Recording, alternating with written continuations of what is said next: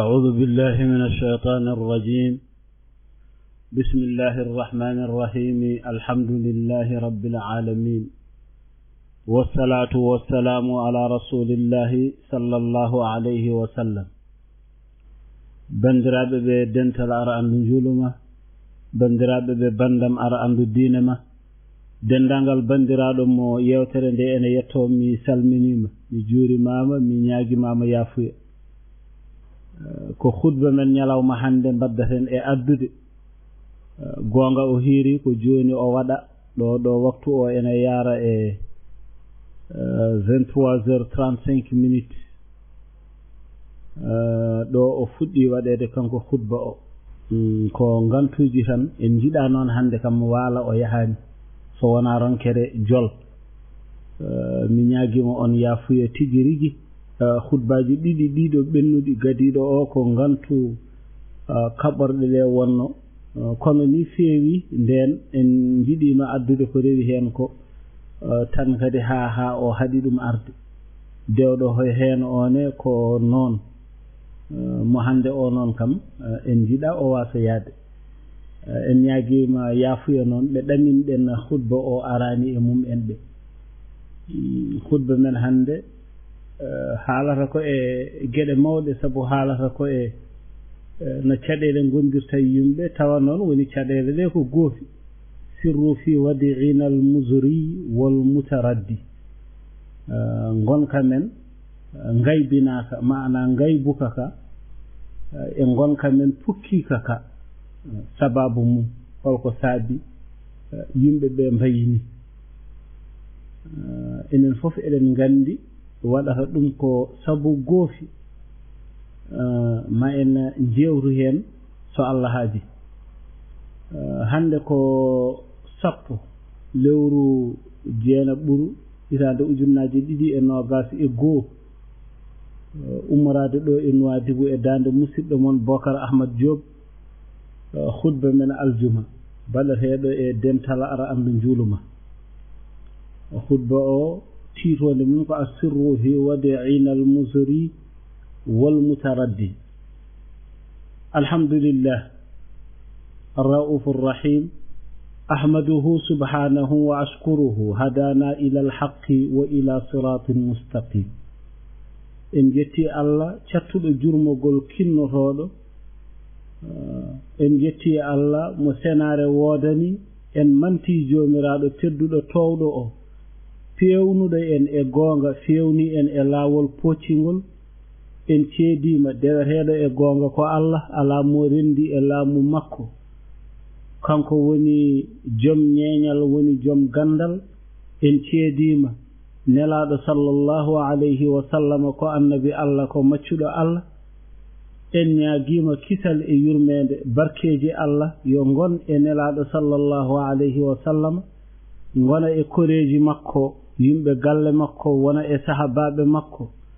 ɓen ɓe ganduɗa keɓi ɓural mawgal ummorde e jomiraɗo tedduɗo towɗo so ɗum ɓenni mi wasiyima on jiyaɓe Allah no mbasiyortomi hoora kulol Allah tedduɗo towɗo o jomiraɗo ene haali to deftere mum ɗo wi ya ayyuhalladhina amanu taqullaha حق تقاته ولا تموتن إلا وأنتم مسلمون جوميراɗo ewni jiyaɓe mum e heymon gonɗinɓe Allah kule Allah gonɗinɗo Allah so wiyama yo hula Allah firti ko ñiiɓ e kulol ma Allah fodde noon no Allah foti hulirede no Allah fotiri ni en mbawra noon ko fodde bawɗe men enen e dewe men Allah tawa ala ko mankinɗen wala tamutunna illa wa antum muslimun oto ma yeso wona tawa ko on jebbilaniɓe Allah jaɓanɓe Allah nde wonde wonko woni caggal mayde ko ganduɗa nafata garɗo toon jebbilanake Allah kadi ne nimta wawa hadde neɗɗo o hebde ɗum sabu ruttade wodani ɗum noon ko adinde ene yehe toon moni kala yo tinno o waɗa fodde bawɗe makko e yiilade wadde ko Allah yamirimo yo wat fa ya ibadallahi لقد من الله تعالى على أمة سيدنا محمد صلى الله عليه وعلى آله وصحبه وسلم جوميراɗo towɗo o hey mon jiyaɓe Allah Allah moƴƴini leñol nelaɗo sallallahu alayhi wa sallam o waɗi leñol ngol ko leñol peewal ko leñol ɗoworogal ko leñol kadi koonotongol gonowol hoore Allah suɓi leñol nelaɗo sallallahu alayhi wa sallama suɓaningol li ashrafi risalatihi nelal ɓurgal teddude ngal leƴƴi kewɗi ngari dokkaka ngal nelal Allah moftani nelal ngal ko leñol nelaɗo sallallahu alayhi wa sallam Allah suɓi leñol ngol o neli e maggol ɓurɗo kadi e annabaɓe makko ɓurɗo e nelaɓe makko woni ko howo men o nelaɗo sallallahu alayhi wa sallam Allah jippini e leñol he ko ɓuri kadi e defte mum woni deftere Qur'an Allah fodani leñol ngol wallude ɗum so tawi leñol ngol walli diine makko o fodani leñol ngol dañde teddungal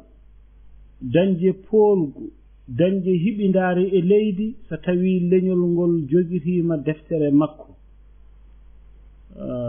so tawi leñol ngol nangtima e peewal nelaɗo makko sallallahu alayhi wa sallam وقد كان لهذه الأمة شرف قيادة العالم قرونا طويلة من الزمان لا هني نوم لنيول نلاد صلى الله عليه وسلم تدنغال ɗowde aduna o duuɓi keewɗi tawa ko leñol ngol ardi ko woni tan noon caggal ɗin duuɓi keewɗi in tuzi'at minha hadhihi alqiyadatu wa zalat wa zallat ɗo fiima e leñol he ngol ɗowogol ngol ɗo wanno aduna o leñol ngol fukki ngol hoyi caggal to maana ngol iwi e ko ngol wonno laamu leñol ngol iwi watadaa alayha a'da'uha min kulli makani hankadi noon añɗe leñol ngol ngoni e fooɗodirde leñol ngol kala bange aɓe ƴeewa no ɓe bonnirani leñol ngol وتتابعت عليها المصائب rewondiri e leñol he musibbaji jamma e ñalawma watalaaqat alayha almihanu caɗele hankadi jamma e ñalawma wol ihanu e ngañguuji ma alladi asaba hadihi l ummata fa ya tura joni noon holko mbaɗɗa heɓi ngol ɗo leñol haa ɗeɗo caɗele fof ngari fa zallat wa hanat leñol ngol hoyi maana ngol fukki kadi ngol hoyi holko heɓi ngol ha ngol wayini وما الأسباب التي أوصلتها إلى الحديد بعد أن كانت في العلياء hol sababuji gadduɗi leñol ngol faati e naɗe caggal nde woni e dow tule holko saabi ha leñol ngol wayini ya ibadallahi asirru fi wadi'ina almuzri walmutaraddi tiitonde nde woni sirru noon e gonka men ngaybinaka kaaɗo woni ngaybuka e gonka men pukkika kaaɗo amrun wahidun la saniya lahu ko geɗal gotal tan ɗimmal ala holngal geɗal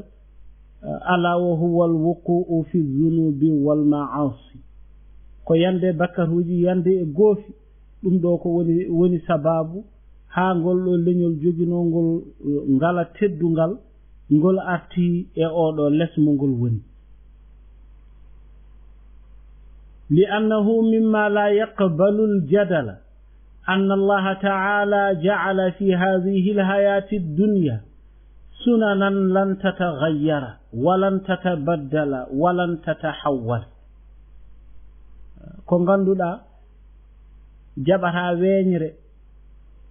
wonde jomiraɗo towɗo o waɗi e ngurdam oɗo aduna laabi ɗi mbaylotako ɗi gossittako no ñawranno ɓennuɓe ɓe ni ha joni ko nden ñawore tan yahata ko wonno sababu ha lepte ngari e ɓennuɓe ɓe ha joni ɗum ene wona sababu lepte ngara e wodɓe joni ɓe nelaɓe nelanoɓe ɓe ko gadduno ko ha joni arɓe e men ɓe ko ɗum tan gadduno nde ɓeeto calanino nelaɓe mum en cali wadde ko nelaɓe mum en gadduno lepte ngari e mum en enenne so tawi en calima ko nelaɗo o adduno ko tan ko noon wayata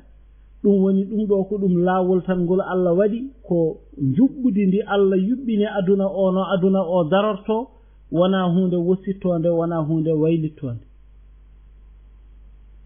wadde noon fal ummatu llati tasiru ala shar'illahi ta'ala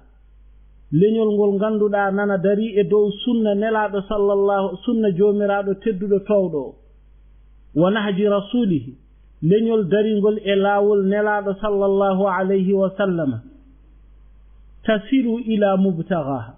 ɗum so ngol ɗo leñol so leñol gongol kala daringol e yamirore nde Allah yamiri dari e yamirore nde nelaɗo mo Allah nelno e mum en ɓe yamiri ngol daña ngol leñol daña ɗaɓɓande mum watanalu munaha ngol daña yela maggol wallahu ta'ala yusaddiduha wa yar'aha Allah sembina ngol leñol kadi renangol kono wa idha tarakatil ummatu amra rabbiha so leñol fof bawngol wonde so ngol woppi yamirore joom maggol wa khalafata amra nabiyha ngol lundi yamirore nelaɗo maggol salakallahu biha tariqal ana'i washaqa'i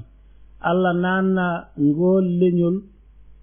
laawol tampere e laawol malkiso hatta tarji'a ila diniha hangol arta e diina maggol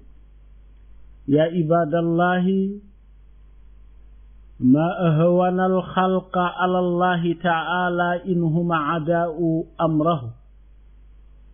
ala ko ɓuyi hoyde e tagore nde to joomiraɗo so tawi ɓe goppi yamirore makko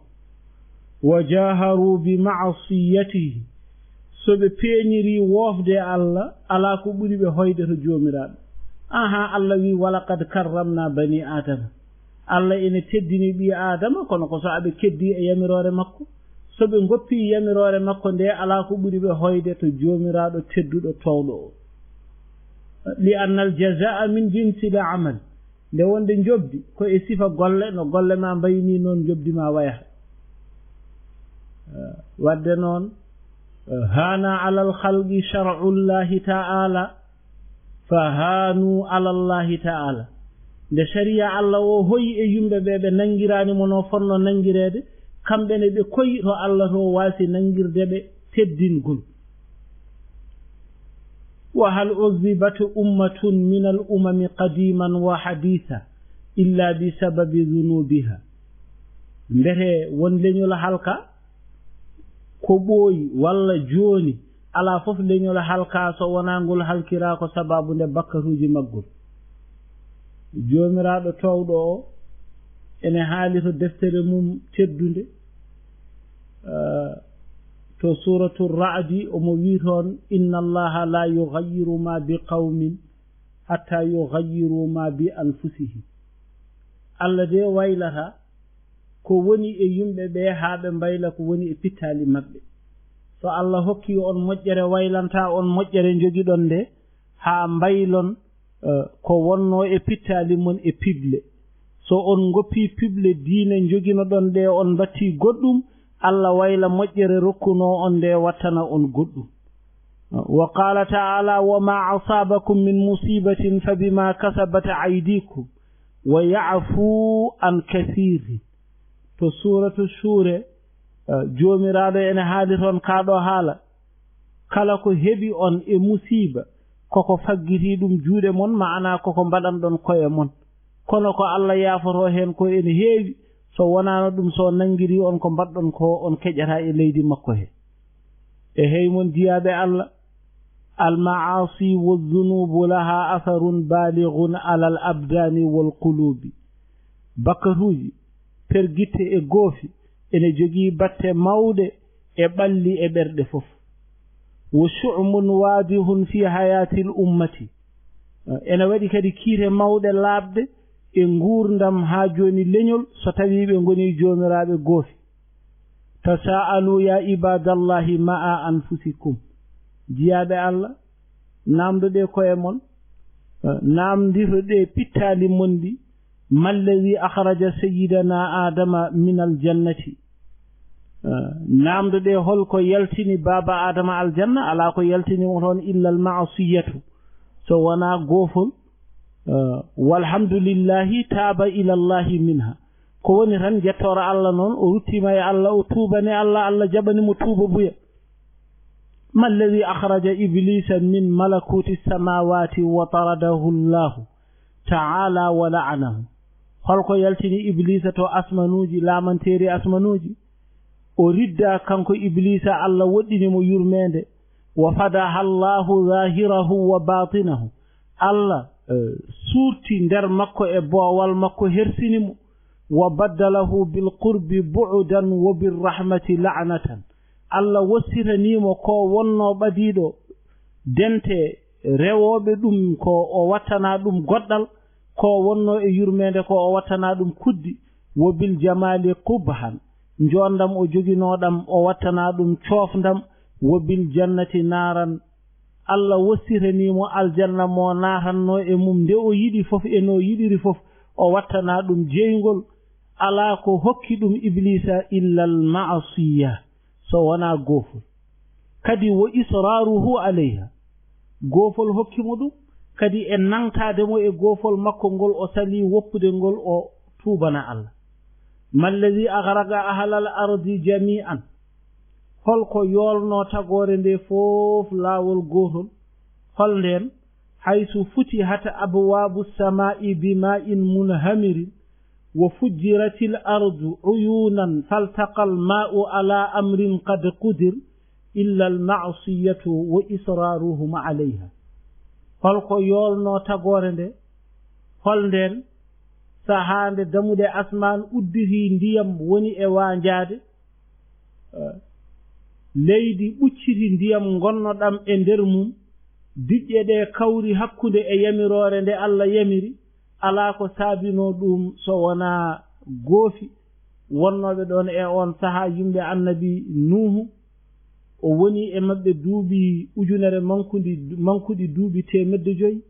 nyande fof o noddabe ngare Allah ko goto min ko mi nelaado Allah be piyamo habe cikka ko maydo be cooma moy tekke be beddo mo nder suudu so ummima tan kadi ko dum do o noddata be e mudum nde wonde kala mo Allah nelno ko dum do woni ko noddanno yimbe e mudum nden be calima be jaggi e deedo goofi hay e mabbe mo ena maaya wasiyoto besngu mum ko odo mawdo de ko ni tan min jirimo ni min tawri babam ene gondiri e mabbe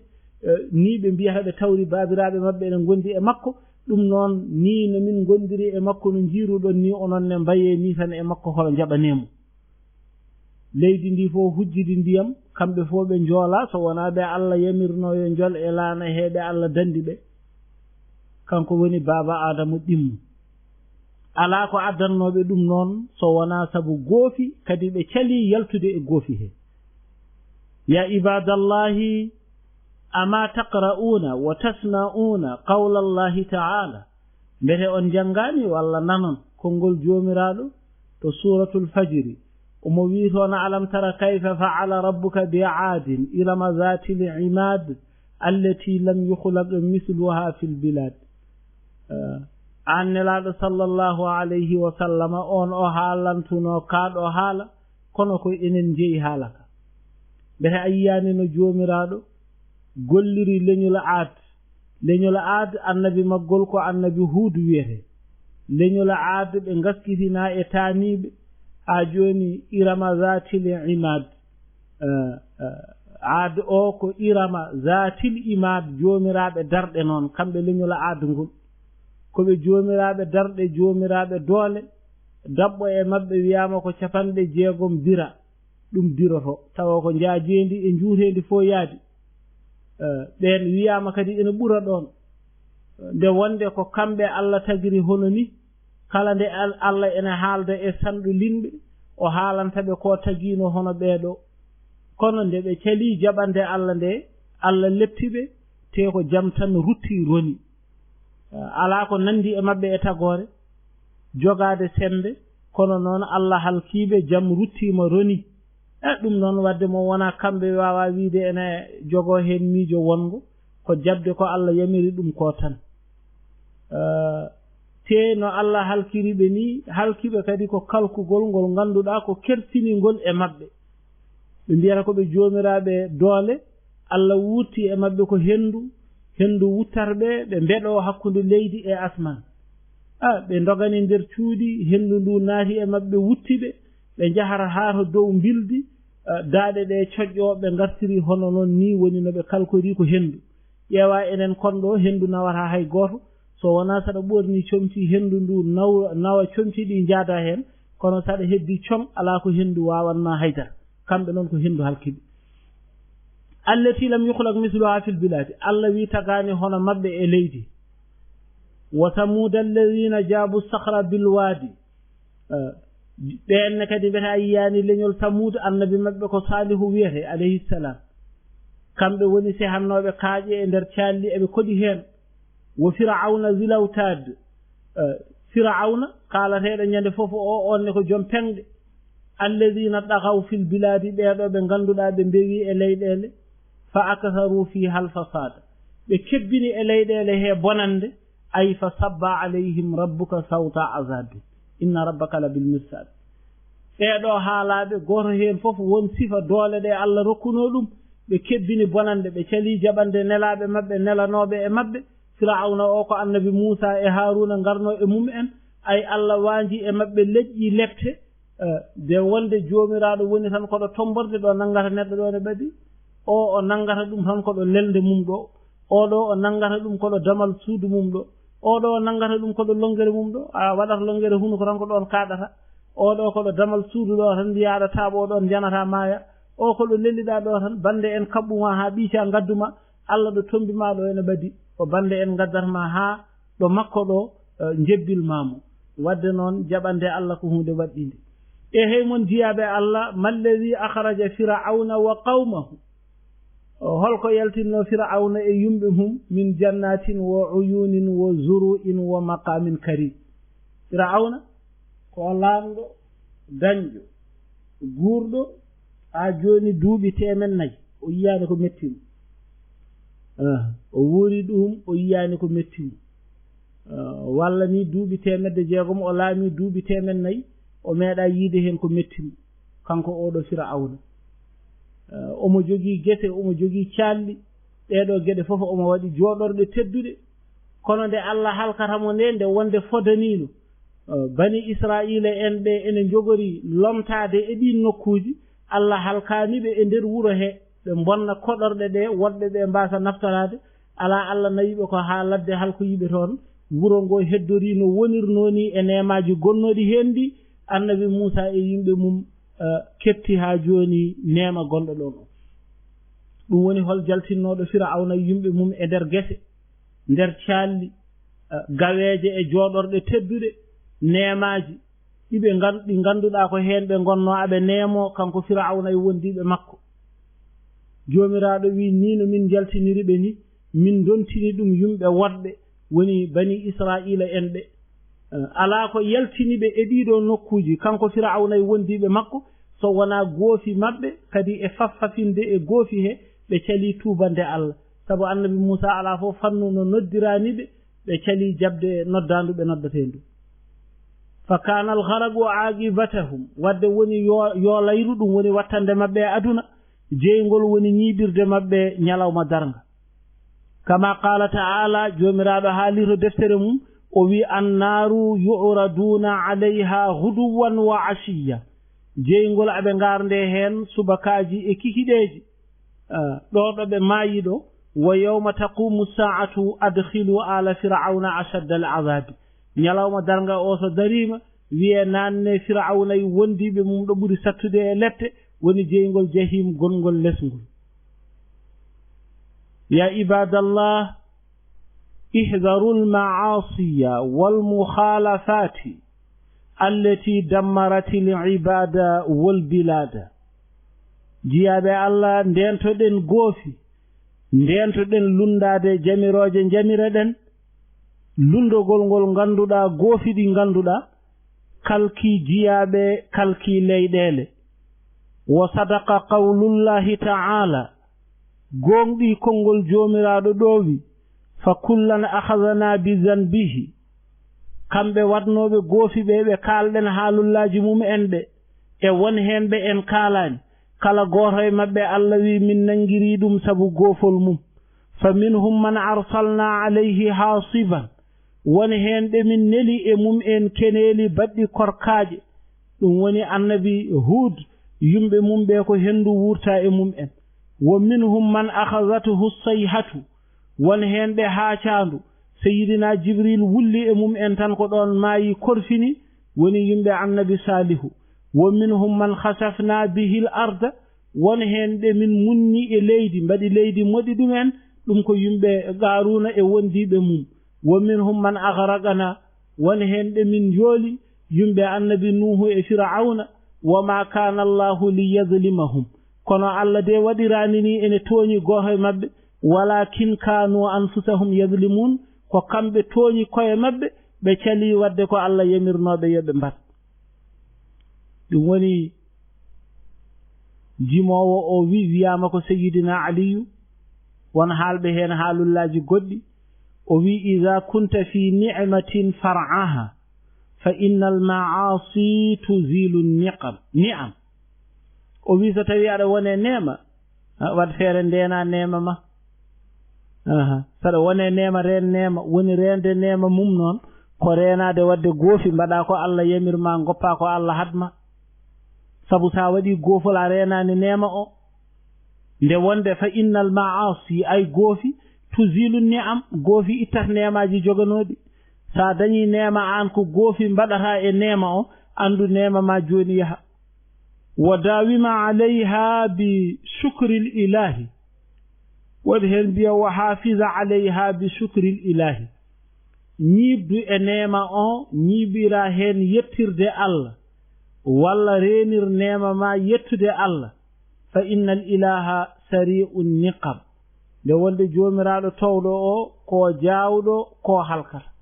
dum non rende nema mum ko hunde mojjere so Allah hokkima nena nema ren nema o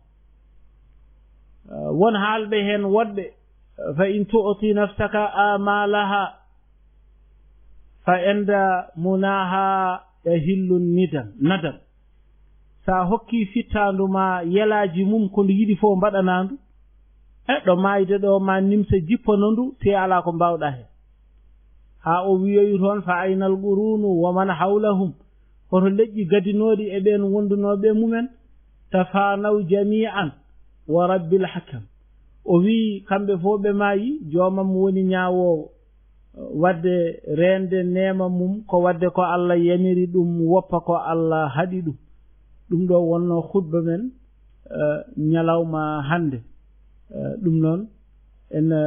nyaagima bandirabe fof non yafuya khutbaji tardude ardudi اللهم ردنا إليك ردا جميلا آمين بارك الله لي ولكم في القرآن العظيم ونفعني وإياكم بما فيه من الآيات والذكر الحكيم on jaram ko Bokar Ahmed Diop to Nouadhibou amin biyo on ketki jam yo Allah jab en jabana en